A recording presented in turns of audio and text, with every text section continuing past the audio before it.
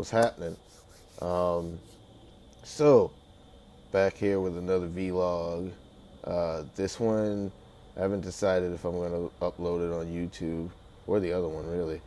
Uh, and don't be alarmed, this shit is fake. I am going to make a video burning this shit uh, at some point. But, does good with keeping my head wrapped up and shit. So, on today's little vlog, uh, I watched the J. Cole and Lil Pump interview. Not all of it, so I still have to finish it. But what I did see is very interesting. Uh, I mean, obviously, you learn that Lil Pump's a human too. That should be obvious. And he's pretty much one of the smarter young rappers out there. But some of the stuff that him and J. Cole actually talked about was like, how things were growing up, relationships with step parents, you know, their parents splitting, things like that, their musical influences when they started rapping, things like that. And it's interesting because Lil Pump's only 17 and he was rapping just a few years ago. And that brings me to this. So J. Cole actually had enough, you know, class, dignity, whatever the hell you want to say, at his concert to tell his fans not to do that fuck Lil Pump shit. Not to say fuck smoke perp. Don't do that. Don't do that. They didn't stop, so he just started rapping. He's like, all right, let me play the song that you really want to hear. Uh, and of course, we've seen recently Lil Pump dancing on stage at a J. Cole show. Apparently, I guess they met at Rolling Loud, and everything just jumped from there. The one thing is, man, I'm not sure if they're gonna dap it out or shake hands at the end of the video, but I do know that Lil Pump is constantly fiddling with his toes, with his right toe, with his right hand, and you shake hands with your right hand. And I'm sorry, I don't care if you got socks on and you have like mani pedis every 6 hours or so. If you were fucking with your feet, you are washing your hands before you shake my hand. Run some hand sanitizer if that's all you got. Otherwise, you know, dap it up. I can't. Yeah, I don't know. I'm curious to see how that's gonna end. But in any case, like the similarities between the two rappers, and when you look at where J. Cole's at, when J. Cole came up, I think he was in his early 20s, right? And Lil Pump is a kid that blew up seemingly overnight. And the first song he put out, he was like 15 years old. And we talk about let's stop making stupid people famous. Let's Kids don't really have any control. Like artistic children, creative kids, are kind of rebellious in nature and are just kind of explosive and all over the place. I know. Um, I was one of those, eccentrics basically. So when you have a young eccentric excelling in whatever it is they do at a breakneck speed, of course there's going to be a shit ton of immaturity that comes with it. You know, J. Cole, like Will Smith, if I'm going to compare the two, you know, J. Cole wised up before he went broke. Will Smith was broke, and so different life's lessons were taught. Waka Flocka said in an interview he stopped wearing jewelry because there were people around the world who didn't have jewelry, that didn't have it like that. So, whatever. The whole point is, these guys are going to have stories that are going to mature them. And J. Cole, you're looking at the finished product. That's a millennial, man. This dude's like in his 30s now. Lil Pump is still a minor. And, that's a lot to work with. So the perspective that I'm looking at it in that interview is not that these young guys are trash. They don't have mentors. They have idols. They have people that influence them. They have people that they idolize, but they don't actually have structure, you know. Most of the new artists out here don't have like the kind of structure, for example, that I have, you know, suburban kid, both parents, that sort of thing. And that's just basic shit. And that's, call it stereotypical if you want. I don't see a lot of that with with any of these young dudes. I don't have a criminal record. Almost all of them do, except Trippie Redd. And I'll get on him in a minute. But yeah, it's a really interesting interview. So anyone who hasn't seen the J. Cole and Lil Pump interview, they should probably watch it. For people who fucking hate, this new era of hip hop, this interview is especially for you all, So it's definitely something to give you some insight. Now, on the state of modern hip hop, personally, I think, it's gotten into its glamorous point in life, I think we're reaching, well, it's been on the glam stuff for a while now. It started with Cash Money, with, gold chains, diamonds, and shit like that. In fact, no, not even Cash Money, No Limit before them. Cash Money sort of just pulled that Thomas Edison, but the true pioneers of it all were like Master P and the artists of the No Limit label, and from then on, people talk about who created trap music or Gucci. Again, T.I., the original, the pioneer, and Gucci and Chief Keef, the innovators.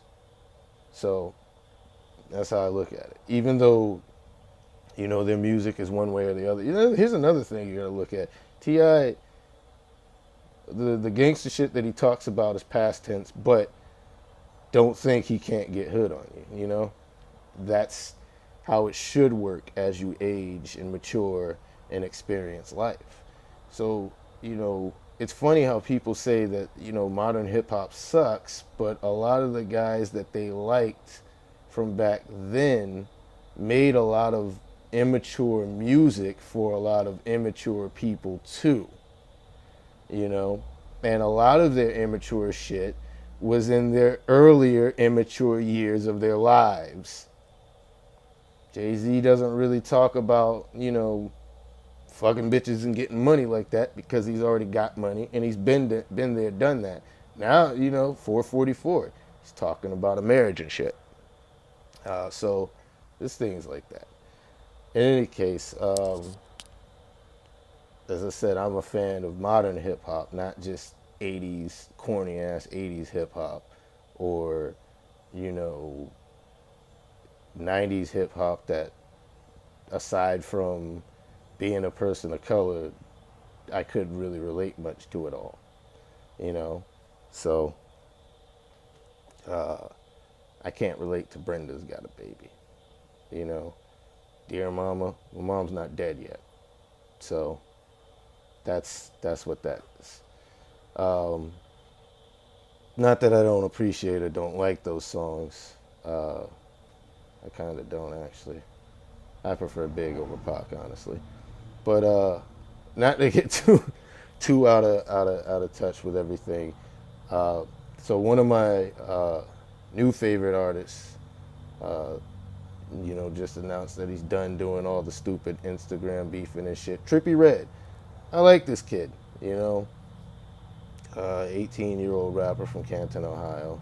He's weird as shit, and that's part of why I like him, but he's also an innovator. The boy can rap, and, he's got a very unique sort of singing voice for harmonizing and shit. So I find that, that's something I really do like about him. This isn't to say that, Broward County's finest, Kodak Black, XXX Tentacion, and Denzel Curry, or even Ski Master Slump God, that they ain't doing nothing because, well, I like those guys too. Um, but Kodak and X have some legal issues, and I'm curious to see how those will play out. I would hope that X gets this stuff cleared up soon because, I mean, it's not like I'm not gonna go looking for whatever it is I want on Spotify anyway. But those front page playlists are indeed how I get, you know, how I become privy to, new music coming up from new artists. I don't listen to 6ix9ine, not fuck 6ix9ine. I just don't listen to him.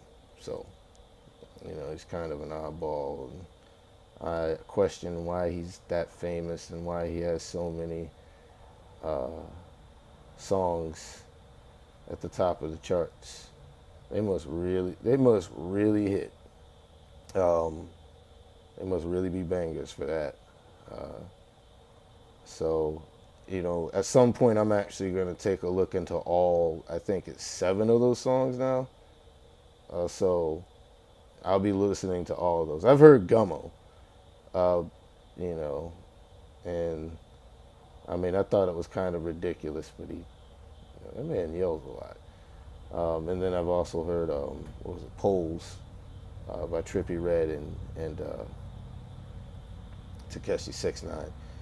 Uh, Outside of that, though, he's done beefing with 6ix9ine, Trippie Redd, and he's getting back to music. Thank God, because damn, I really enjoy hearing new music from new artists that I like. Now, on to the bigger part of the nerd culture, video games. Well, really just one, and that is Bloodstained Curse of the Moon. This shit is basically like, it's like the definitive, well, it's a spiritual successor to Castlevania 3, but here's how I look at it. What the fuck did you think was going to happen when a developer known for making video games a certain way at a specific company leaves and decides they want to make the same types of games? Like Death Stranding, for example. All right, so Koga Igarashi, of Castlevania fame. This man is noted for making Castlevania 3 and Castlevania Symphony of the Night. All right. He's these two particular projects. He's done other Castlevania games when he was at Konami, and they were all pretty good too. But the most legendary are 3 and Symphony of the Night, and Rondo of Blood, for the PC engine.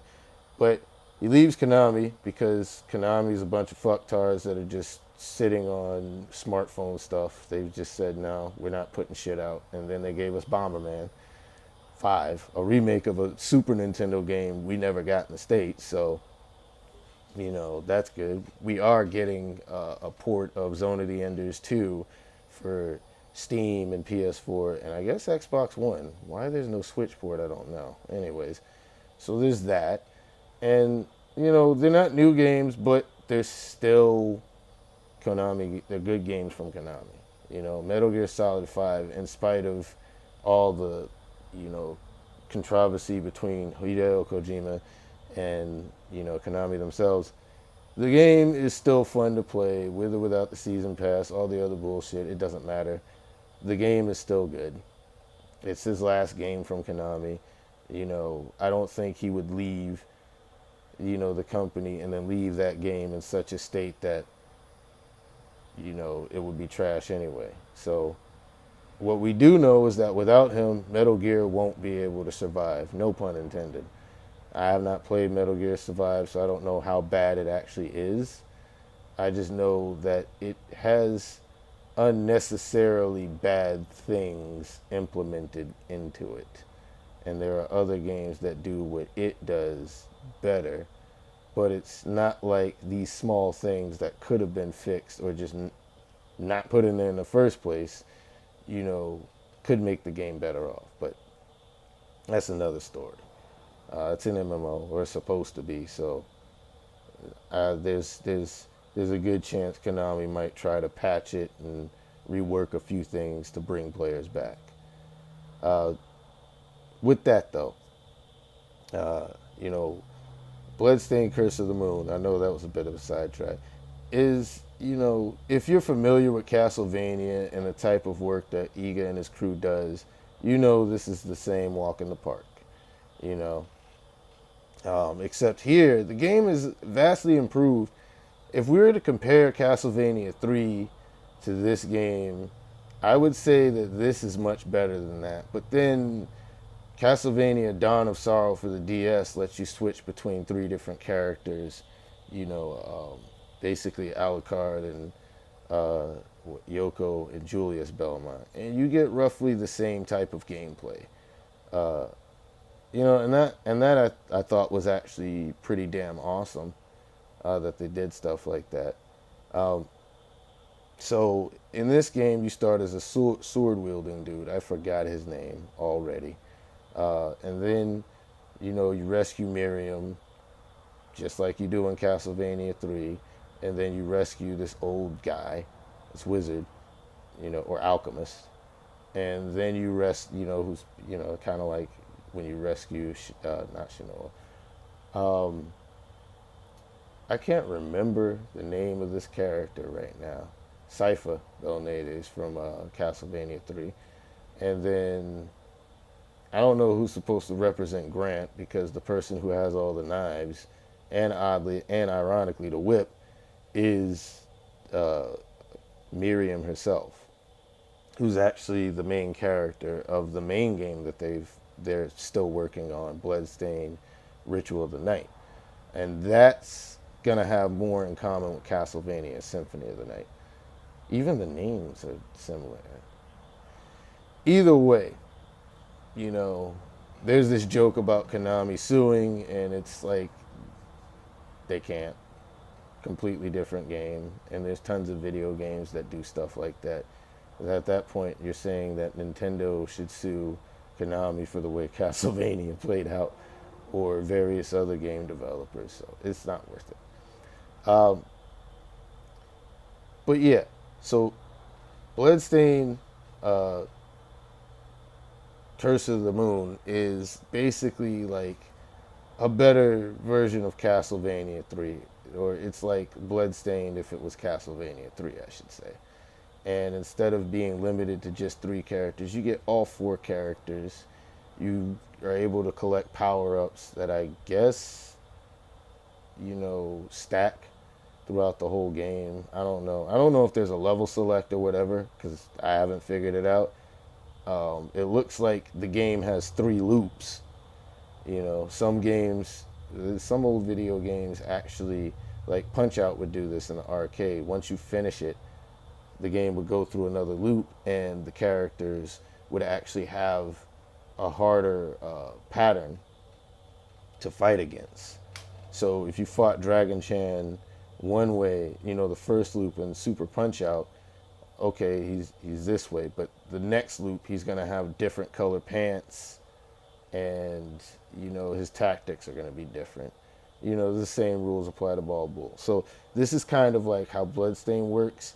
The enemies take more damage. You do less damage. There's different enemy placement. There's different boss patterns. The whole 9 yards. It's a nice deal. It's called Nightmare Mode, and you got to finish the game first with the first 4 characters, and then you'll get this game mode. And so playing through that will unlock another part of the story. And it looks like there's another difficulty mode even after that. I have yet to finish the game. I'm trying to finish my second playthrough and at least start some of the third one before I, put out a review. But that should be coming. That's going to take a few hours, So look forward to that. And outside of that, it's a really good game, and it's for better or worse, like Castlevania 3 in that regard. See, I don't like that I have to dedicate myself to a jump I don't like that in Ghouls and Ghosts. I don't like it now. I didn't like it in Super Mario Brothers. I don't really like it in Castlevania, Zelda 2. I still don't like. I don't like it in Breath of the Wild. All right. I don't like any video game where I have to dedicate myself to the distance that I'm supposed to be traveling. I like being able to change my direction or move about even while I'm airborne, because this is a video game. And I get that in reality, you don't have much control over your jumps once you're already airborne. But, video games aren't that. Anyways, that's just a little nitpick. I personally don't like that shit, but many others will, who are diehard classic game fans will find that, fun. Every boss in that game kamikazes you. And when you see it for the first time, you're gonna have a hard time trying to react, you know. And some bosses, even the way they're designed, it might be because I haven't figured out exactly how to play these boss fights out. But some of these bosses are really damn easy, given the character and tool and use. And some bosses are almost impossible because you don't have a specific character or sub weapon. So, again, it's that whole Ghouls and Ghosts old Castlevania thing where if you didn't come prepared anyway, you're either fucked or pretty close to it, And Nightmare Mode, like I said, I don't think it's going to change too much for me. Like, trial and error, I was able to finish the whole game and amass 9 lives. But I think I died maybe a total of 6-7 times in that game. And that's just my first playthrough. I've already... No, I haven't actually lost a single life in my second playthrough yet. So, that tells you something about the difficulty. It's definitely like an NES game, but there are some other things. Like, you're not going to see as much parallax scrolling on that game if it was on the NES as you would on the Switch. So that's one other thing. The color palettes are very dark and similar to Castlevania, almost to a fault. And that's not too bad. I know this was supposed to be more of an impression than a review. It's still an impression. I'm not putting down a score or anything like that. But I think to basically wrap this up, because shit, this is almost 25 minutes, man. 23 minutes now. Bloodstained is a pretty, Curse of the Moon is a pretty decent throwback to, Castlevania 3, or even some of the likes of, Castlevania Rondo of Blood with its multi-tiered and stage paths and such. So that's one thing that's fun. You go through one route. I think you still end up coming up to the same boss anyway, but depending on which characters you have in your party, will determine how fast you might be able to get through a stage or how difficult the stage might be, things like that. So it's got a lot of the game for being just $10, or if you back, I think Bloodstained at least $10, you got a digital copy on Steam. That's the game on Steam. That's not too bad.